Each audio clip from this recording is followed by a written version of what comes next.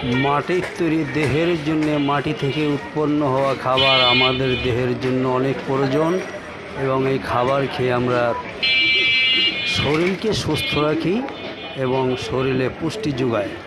এই জন্য আমরা যে যেই কাজ পারি সেই কাজ করার জন্য ব্যস্ত থাকি। রাত নেই দিন নেই, আমরা কাজে ব্যস্ত থাকি এই রিজিকের তাগিদে।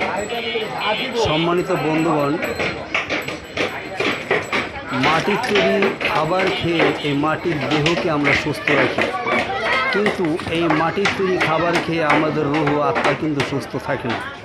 আমাদের রুহ আত্মা দিন দিন দুর্বল হয়ে যাচ্ছে, নিস্তেজ হয়ে যাচ্ছে, কারণ মাটির তৈরি খাবার দিয়ে রুহ এবং আত্মা এগুলা সতেজ থাকে না, তরতাজা থাকে না।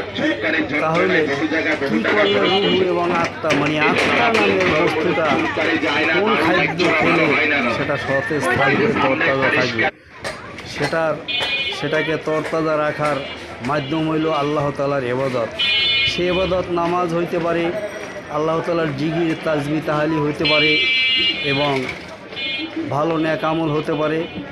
তবে এই রুহকে তাজা রাখার জন্য সর্বোত্তম ইবাদত হইছে আল্লাহ সুবহানাহু ওয়া তাআলার পবিত্র কোরআনুল কারীম তেলাওয়াত করা।